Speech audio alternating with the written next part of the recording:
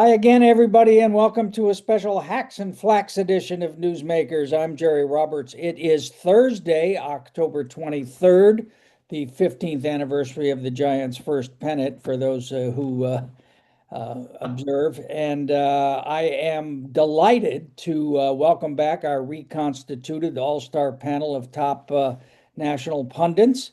Carla Marinucci, longtime political correspondent based in San Francisco. Bill Carrick, nationally acclaimed political consultant. And Dan Morain, former editorial page editor, Sacramento Bee, and author of the now out of print biography of Kamala Harris. Who? All right, listen, thanks you all for coming. I want to start and talk about Prop 50, obviously, because that's of what most urgency. Prop 50, as most of our viewers know, is a measure put on the ballot by Governor Newsom in the legislature that would suspend the current district lines for congressional districts for 3 elections and replace them with a gerrymander, essentially, that would give Democrats basically 5 more seats. This in response to a gerrymander in Texas and in other red states. Full disclosure here, I voted yes on it. I did so, I have to say, reluctantly. My late partner at CalBuzz, Phil Traunstein, and I used to hold forth consistently on behalf of the independent reapportionment commission, but it was just too much no Trump for me. Carla, where are you? What are your thoughts on Prop 50? Well, I think a lot of people knew this would be a heavy lift in the beginning. You're talking about a very complicated measure. To describe it on a bumper sticker was not easy for Gavin Newsom, but it looks like, look, they've raised twice as much money as the no side. They're definitely on let's see, the polls are suggesting, I think that was a Cook political poll this week, 50% yes, 35% no. The fact is that Democrats are turning out much more in this one. Republicans are complaining online that MAGA is, MIA, not they're just not voting. So this looks like it may be a win. It's going to be close, maybe, but it's going to be a win for Newsom, I think. And I think that's no small thing, considering explaining this to the voters. The CBS news poll that came out today suggested a lot of people California voters are energized by voting against Trump. The Yeah, messages that are out there about, like, stick it to Trump. Tom Steyer's out there with his own commercials. The and Rick stick Caruso. yeah, the stick it to Trump bumper sticker Well, seems to be working. Bill, as Carla points out, the argument against it is a little bit complicated. Particularly, it's being made by Charlie Munger, a skinny guy in a bow tie, who's a billionaire. But do you think the pro campaign has done the right thing in terms of their messaging? Yeah, I think obviously making in California, making this a referendum on Trump and Trumpism is a pretty powerful dynamic. I think the Republicans here are beginning, I think, to slide into a thing where the people that they got energized originally, all the way back to the Tea Party, all the way through to this Trump stuff, that I think they're getting sort of burned out. I mean, I don't, every time last year they had a bunch of recalls they tried to do, one in, LA, and they've been trying it all over, and none of it has worked. So, I mean, the Republic, and of course, when's the last time you saw a Republican elected official get out front on one of these things? Now, some of them have to stand up and say, yeah, they're for it, but they're not getting out front on it, and some of them don't even like it. Yeah, and Dan, the CBS poll that Carla just mentioned, I think has it 62 winning, 62-38 at the moment. But the interesting thing about it is not only Democrats who are overwhelmingly for it, but independents too, strongly, I think 60, 62%, something like that. Um, I mean, is it because the issue is just so simple, stop Trump, or is it because people think there ought to be more Democrats in general. Well, I think the big I thing is don't a think lot of people have like concluded that it's either. shenanigans. It's Dan, you're breaking up here. Trump pressured the governor in Texas into doing it, and that's what happened. And they don't like that. All right, we lost Dan there for a minute. Hopefully he'll come back. He was having trouble with his wireless. One other thing I just want to highlight in that poll before we talk about Gavin, 58% of those surveyed said that they are worse off financially under Trump. And I'm wondering, do you think that's just a partisan California Democratic thing, or do you think that's something that will travel nationally, that people are actually feeling a pinch? Well, obviously, you get much different result in Oklahoma or wherever you name somewhere else. It's very, very red. But I think there is some merit in the fact that Trump is disappointing. And, the things he does just don't make a lot of sense to people. This thing about destroying the East Wing of the White House was kind of like a metaphor for his whole leadership style. I'm going to blow this up. Yeah. And people don't get all that. Nobody's sitting around.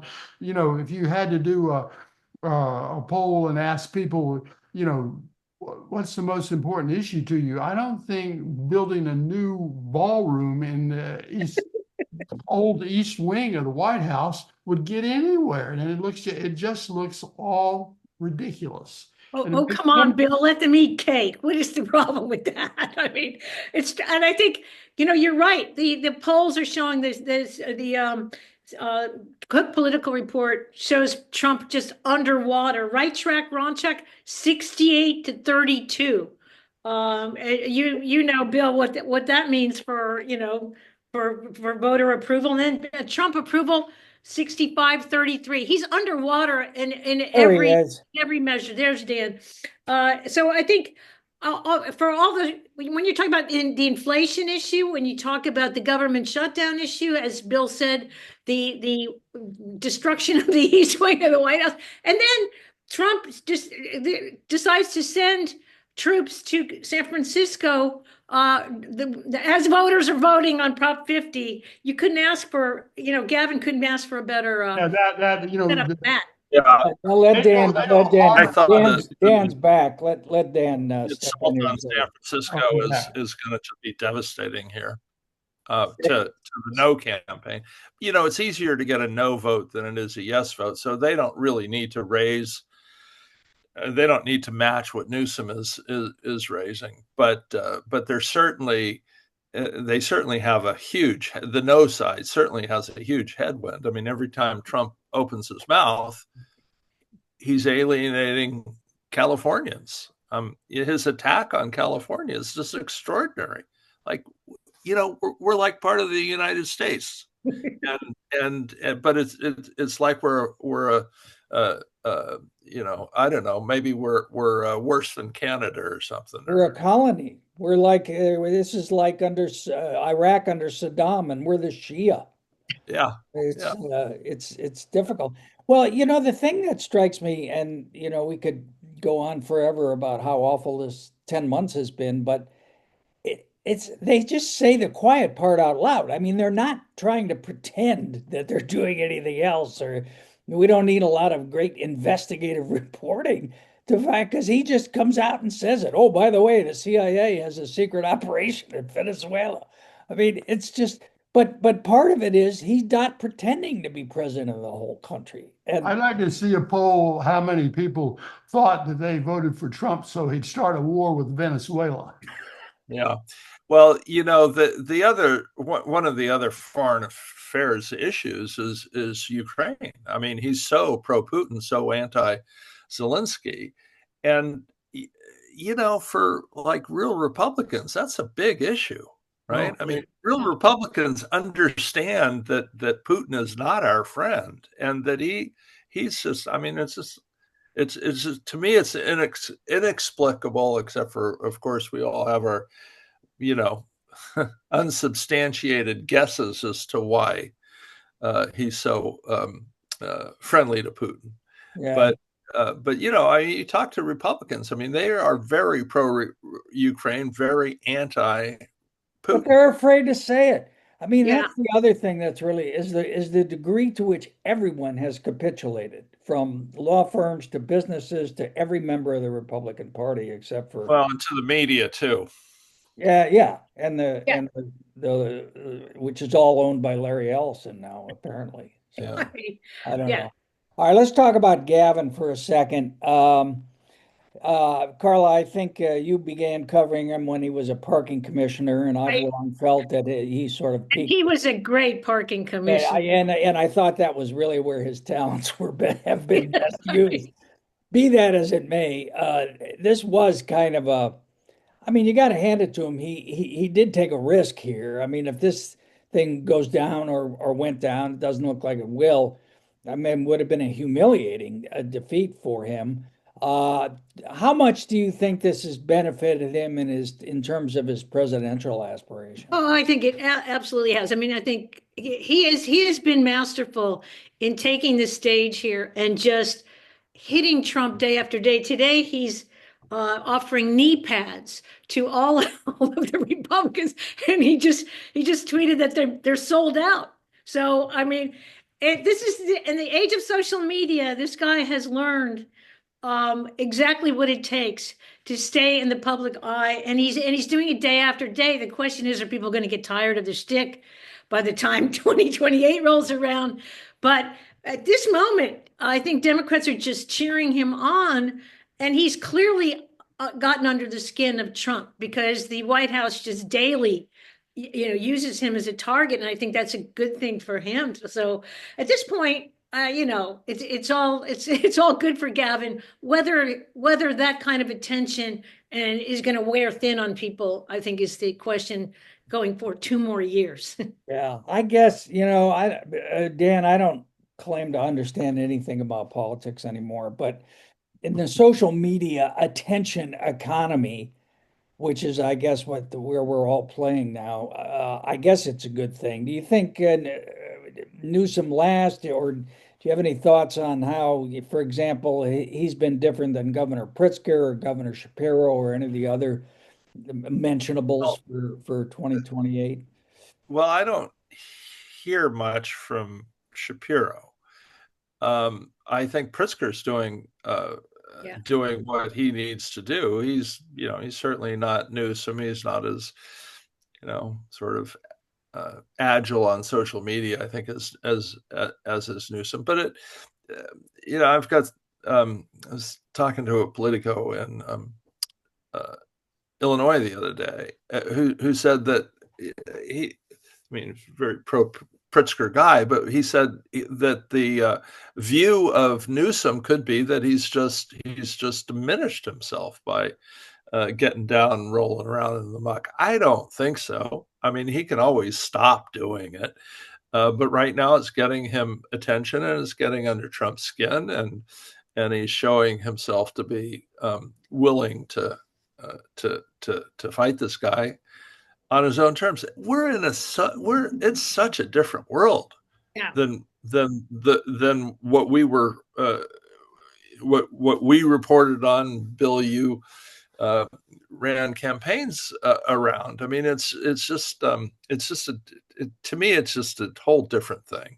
Bill, what do you make of how Newsom has benefited himself or not? Well, I think I'm not really of the view that he's that he would necessarily be hurt significantly if he loses. It certainly is better to win. It's always better to win. But that he's put himself out there. I think that matters. Now it will matter a lot more if he wins. Yeah, Bill? I think that the reality is that he's doing what he should be doing. I mean, we got to go back to the beginning of this, as Texas is going to steal 5 congressional seats, and they thought they were going to get away with it. and that they were not going to be challenged by it. Well, they didn't expect the governor of California is going to say, well, we're going to do the same thing. We're going to do the same thing. And now we find just overnight we hear that Governor Pritzker and Governor Westmore in Maryland are going to redistrict Illinois and Maryland more favorably for the Democrats. So this is another one of these Trump chasing, the fire engine, the dog chasing the fire engine. It just doesn't make any sense. The dog caught the car. Carla, yeah, as Bill points out, there's been an add-on effect, and of course, a lot of other red states are doing the same thing. So, yeah, and let's remember when Newsom started this whole thing, everybody was like, "This is impossible. A constitutional amendment, putting this in front of the voters, really short turnaround," and got it done, which is pretty amazing in itself. But the fact is that they are going to throw this roadblock now in front of Trump's plan to keep the House. We'll see if it works out that way. I'm interested to hear if you all think it's still going to, the Democrats are still going to be able to take the House. Yeah, that's a good question. What do you think, Bill? I think that the chances are, 50-50 probably, something like that. But I think we probably got a pretty good chance of taking the House back. And I think once people get into protest mode, some people who are Republican leaning may stay home. Some of them may come across, be big turnout among Democrats. And it looks to me like the decline to state voters are leaning towards casting an anti-Trump vote in the midterm. Dan, what do you think? We'll know more after New Jersey and Virginia. Yeah, well, that's on November 4th special election here, but of course, big governor's races in New Jersey and Virginia, where there's two moderate Democratic women favored to win. But then also the mayoral race in New York, where the socialist Mamdani is favored to win. So who knows? Dan, what effect will it have on the midterms if all blue cities are under siege by the military by that time? I think it's really bad. I think it's a dumb move by Trump. I think it is. You think it hurts an overreach, a vast overreach, and I mean, we're assuming that there's going to be an election in 2026, I mean, seriously. Good point. That's a good point. Yeah, and as opposed to some crazy declaration, which in my view, the Supreme Court, which is so incredibly diminished at this point, is going to rule for Trump. I mean, if he just calls off the 26th election, yeah. Whatever he wants. I mean, whatever he wants. It's become such a partisan. The courts are so incredibly partisan these days. Federal courts. To me, it's just it's astonishing as somebody who used to cover federal courts. So I don't think that we can rely on the courts. Anyway, if we're going to have an election and he continues to roll the military into our cities, he's going to lose. He's going to lose. I mean, you've got Carla, you're about to be invaded up there. That's right, in Alameda today. There's supposedly 100 troops that have come in from ICE at Coast Guard Island. There's already a crowd of protesters there. Any deployment to California cities is going to energize the Democratic vote, and you saw that in the last weekend with that No Kings. The problem is, I mean, he's doing this as a provocation. They're dying for there to be some violence, so they can justify the whole thing and flip the polls. But you saw the SFDA Brooke Jenkins today say we will go after anybody who breaks the law, whether they're law enforcement or not, and they will not. And Pelosi said they will not get a pardon because it's a state issue. So they've thrown down the gauntlet on this one, and that's going to be interesting to see whether any Hey, of those. Bill, let me take a slight detour here because Carla brings up Nancy Pelosi. Um, One of the reasons I think that Newsom is energizing people is because Democrats have been on their back foot since Trump took over and sort of started this, daily aggressive assault on the Constitution. And I think the congressional leadership has been particularly lacking. Give me your take on Hakeem Jeffries and Schumer as well. But would things have been different if Nancy was still a speaker? My own personal view, Nancy was great because she was in charge and everybody would follow behind her. This is like we got all kinds of stuff going on here. Schumer's obviously having a really tough time of it. He doesn't really, the politics in New York has really gotten tough on him, and he's trying to get everybody lined up behind him. And he's got AOC and a whole bunch of folks on the left. He's got blue dogs on the right. He's really being challenged for the first time to really do something remarkable, and he just hasn't been up to it at all. And what we got is a government shutdown, and we don't have anybody on either party has really come up with a solution. Yeah, that's right. Other than give in to us. Yeah, well, yeah, That's Dan. what both sides say. Give in to us. You see Schumer on television, man. He should never go on television. Yeah. He's so bad. He is so bad. And I mean, I haven't had two dealings with Hakeem Jeffries, but I had one at the convention in Chicago in August of 24, and I didn't get it. I don't. I mean, he's supposed to be this incredibly talented politician. I didn't see it. I mean, truthfully. Well, he has held them together on the shutdown fight. He has held them together on the shutdown fight. So remember that those pictures of Nancy in the cabinet meeting standing up and pointing. Yeah. I mean, coming out with the sunglasses after she had delivered that kind of stuff. She's still doing it now by saying, yeah, you want to come after us here? We will go after your law enforcement people if they cross the line. She knows how to do this stuff. And I think this is the issue, that the two guys in charge right now aren't in her class when it comes to that.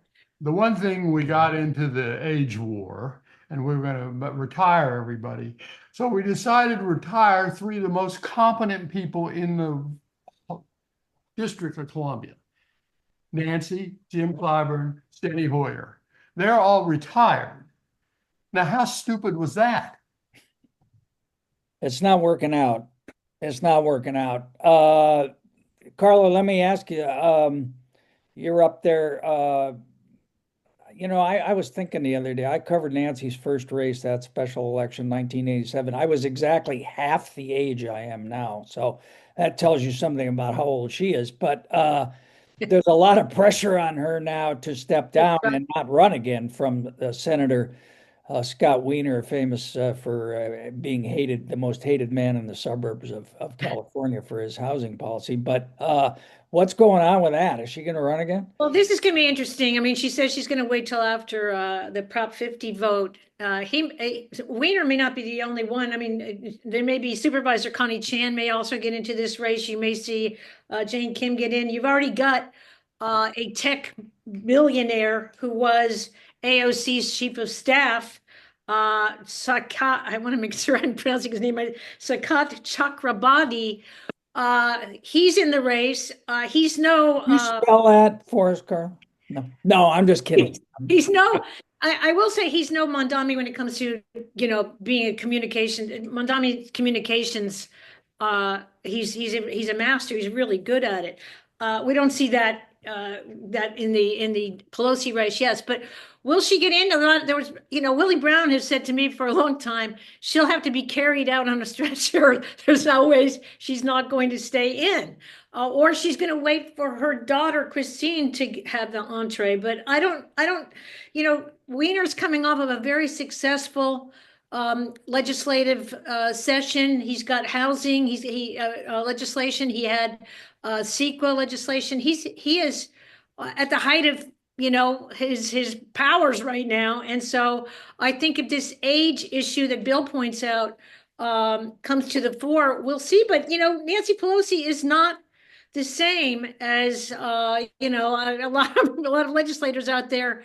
And she's just not in the same class, so it's difficult to figure out what is she going to do at this point, and how much of a youth wave, might endanger her.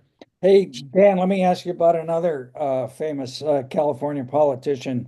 Kamala Harris is nominally the front runner, I guess, if you look at the polls for the Democratic nomination, assuming we have an election in 2028.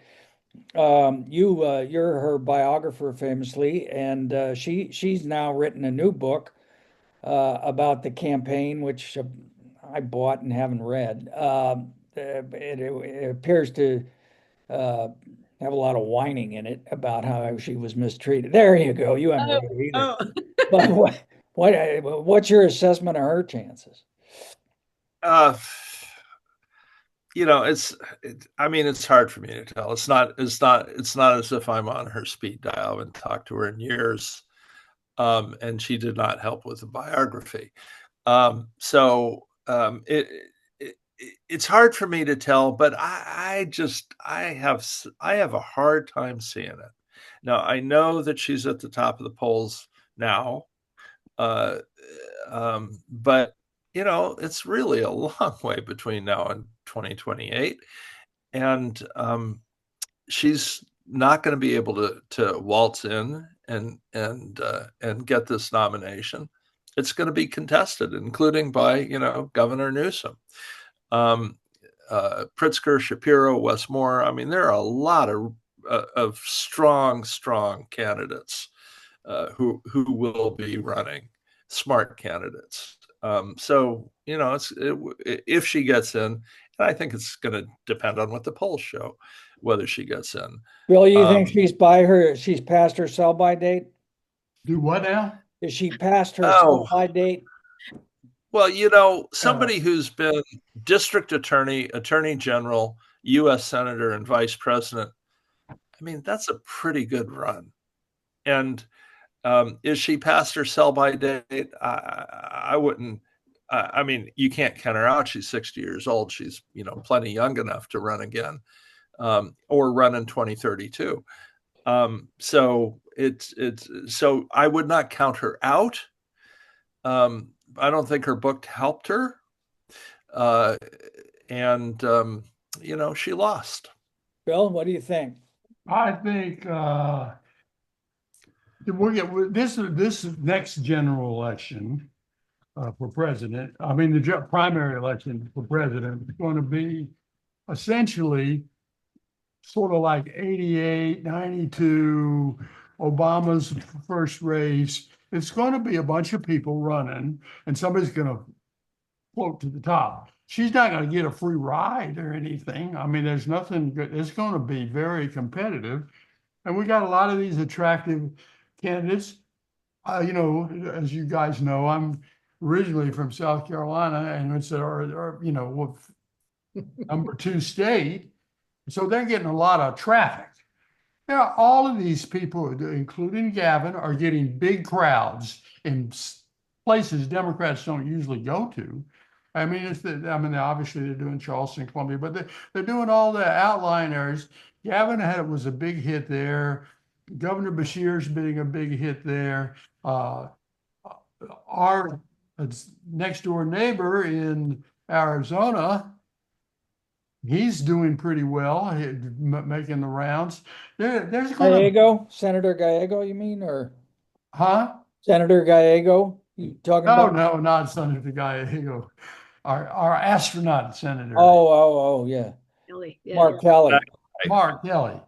But we're going to have a full primary with a lot of people in it, and people are going to emerge out of that. And and then ask yourself, is that what she wants? She wants to get into that, and she's going to spend a lot of quality time in Bennettsville, South Carolina.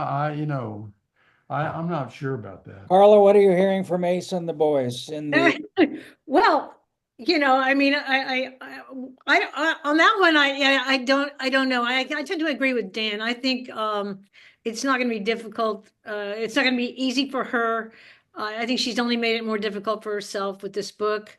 It's been suggested that maybe she'll go on to some university presidency, and that'll be fine. But this is Kamala, and I think she's not finished yet. So.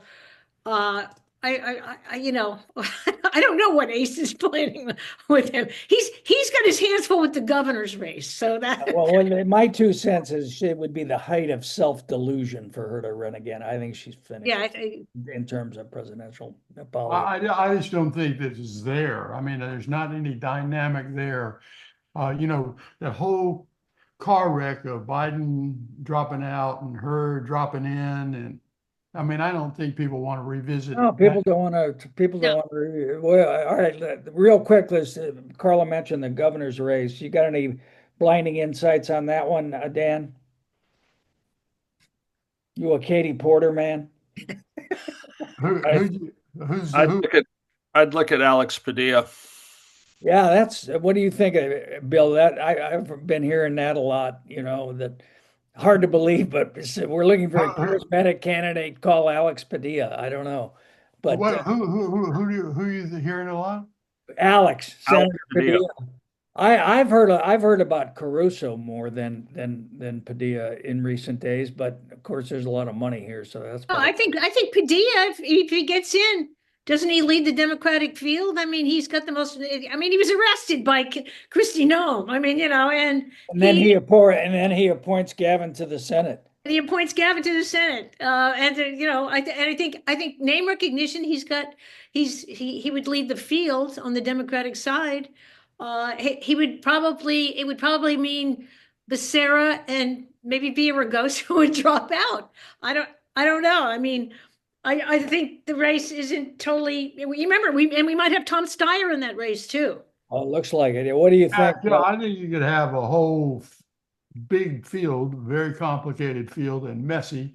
And obviously, Tom could spend a hell of a lot of money. Although I'm not blown away by the ads he's done for 50. They look a little like they were done in somebody's garage. You're always a tough sell on other people's ads. Yeah, well, Padilla has he's a very interesting story. I mean, I covered him. He's part of the LA delegation in the legislature, so I paid a lot of attention to him. Son of a cook at Dupar's, right? I mean, this is goes to kindergarten, doesn't speak any English. It is quite a story, and then goes off to MIT.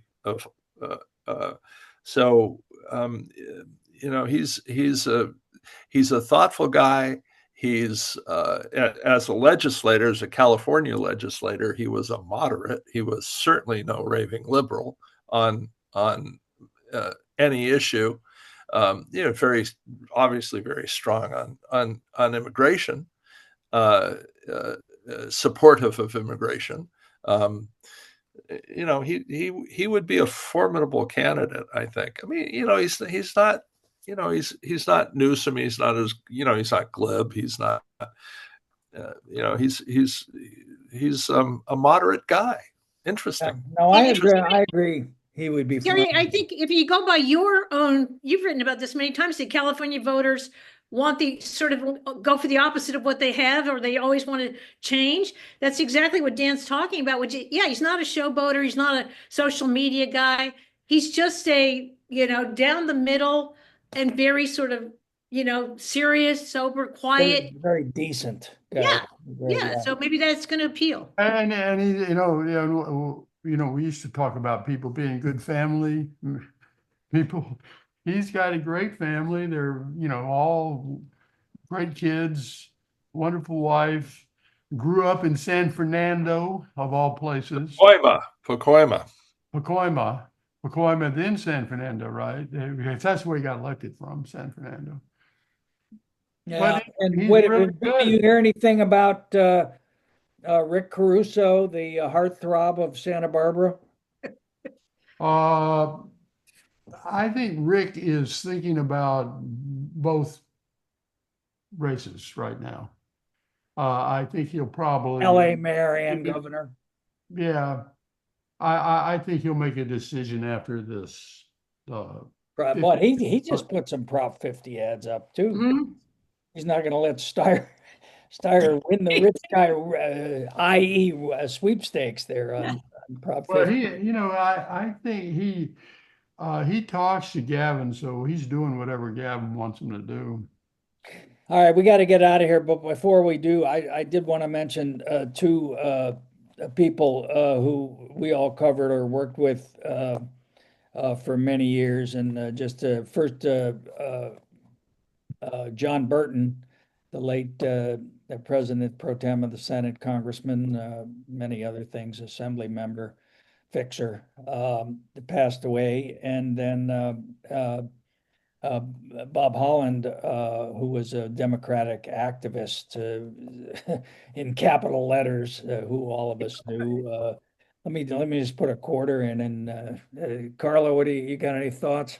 Well, I mean, Burton, boy, there's no way to duplicate the impact he had on California, the personality, the strength of who he was in terms of the liberal cause. Uh, I mean, he was a formidable guy. What what a great interview opportunity every time. Just an amazing guy, an amazing life. And Bob Mulholland was a favorite of reporters because I just those golden quotes that would come out, and as a trickster, a party trickster, somebody who would completely screw with the Republicans every chance he got. He was one of those colorful figures you're not going to see the likes of anymore. I mean, one of a kind and truly, Purple Heart recipient in the Vietnam War. Very, very proud of his military service, but a Democrat through and through. And we're going to miss both of those guys. Yeah. Bill? Well, I love both of them. John was so unique. I went all the way back to when he was in the House of Representatives and I was working on the Hill. That's the early 80s, late 70s. And he, you'd walk into the Democratic Club at 10 o'clock, 11 o'clock at night, and there'd be John, who by then had half a dozen drinks. And I thought, oh God, it's a shame. He's such a good guy. He's so smart and all that. But he's not going to go anywhere because he's, and then he redid his whole life, just totally redid it, sobered up, got back into politics, and was, stunningly successful. And I just admired all that. It was gutsy. Mm-hmm. Of course, Bob was, he was like something from another age of tricksters and guys who get under the skin of the opponent. He drove poor Hershitzson crazy even before the 7 bills. He drove them totally crazy. And Bob did that to a lot of different candidates, got in their head. And, he had incredible guts. He would go into any kind of Republican meeting and stir up trouble. He was a throwback to another era that was fun to watch, really fun to watch. It was fun. Great guy. Yeah. Dan, you got thoughts?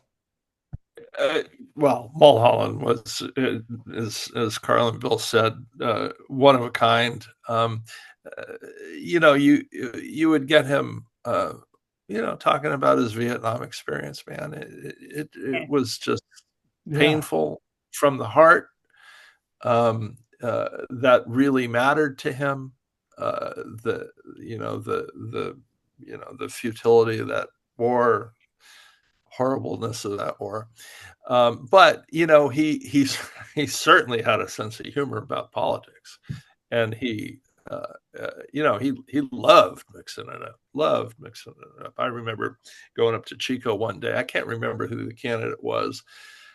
Meeting in a diner up there in Chico. There was going to be a press event, and I got there a little bit early. And who was at the counter chowing down but Bob Mulholland, and he was just going to be there, standing at the back of the diner while this Republican was campaigning, and just to mau the guy. It was fun.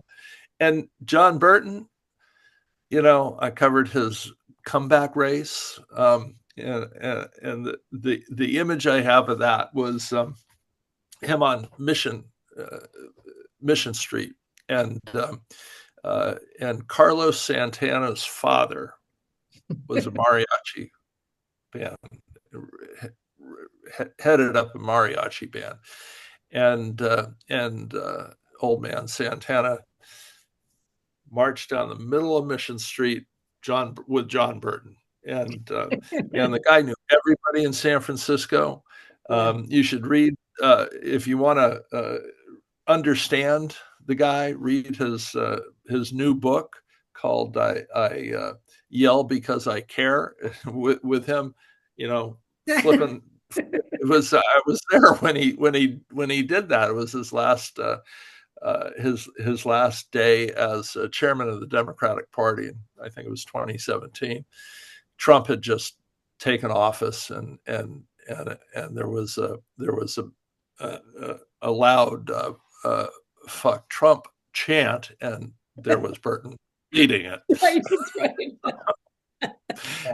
That said, I don't know of any state legislator who had a greater impact on California policy than Senate President Pro Tem John Burton.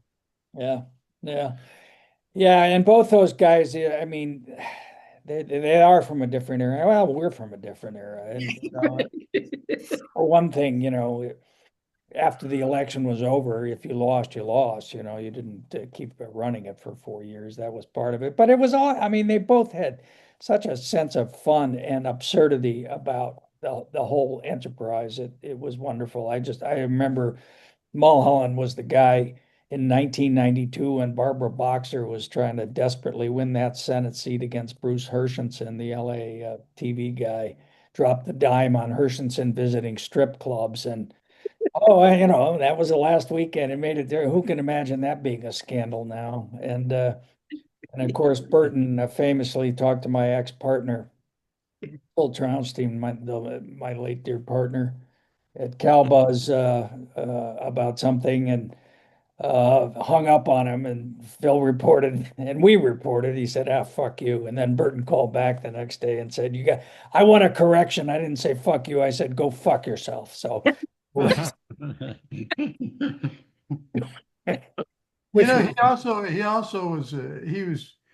had more emotional depth than he got credit for.